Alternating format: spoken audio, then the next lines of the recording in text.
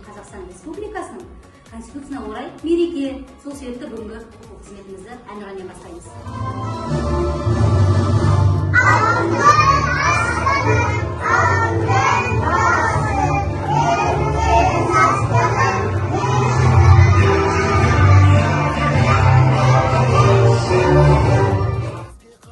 Балалар, бұл недің дауысы?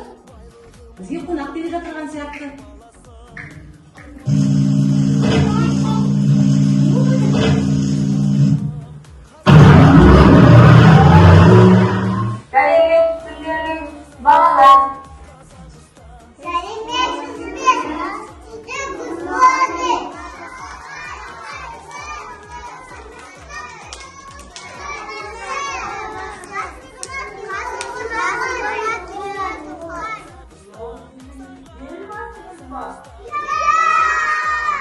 Балалар, қараңдаршы, елбасымыздың қолындағы не екен?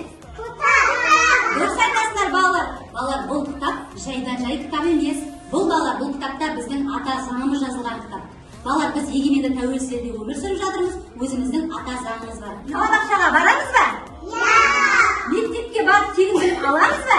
Балалар, осылай біздің бақытты өмір сүруіміздің осы ата заңымыздың арқасында.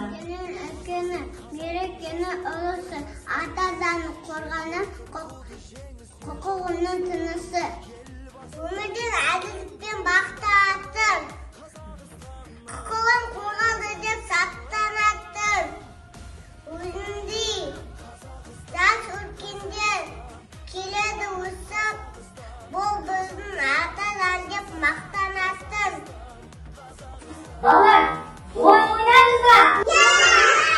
Олай болса, мектептерге өздеріңізден құрастырғыш машина алып келіңіз.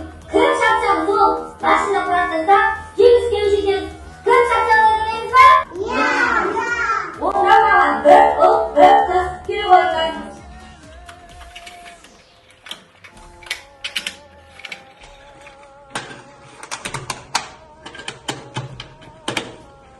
Жарайсыңдар.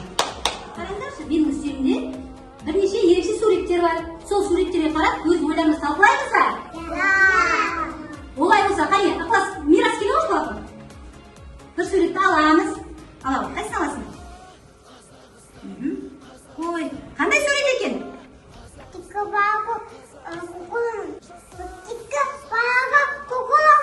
Жарайсың. Мен мектепке құқылымын дейді. Отыра ғой мирас.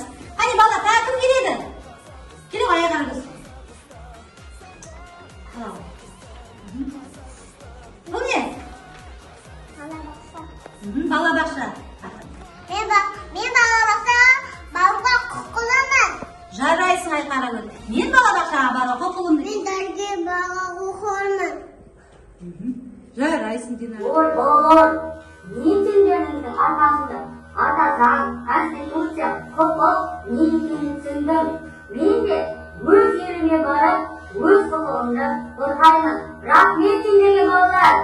Балалар, олай болса, роботпен қоштасайықшы, сау болыңыз айтайықшы. Сау болыңыз. Оқу қызметі сендерге ұнады ма? Осымен біздің ата заңым айбыным атты оқу қызметіміз аяқталды. Сау болыңыздар.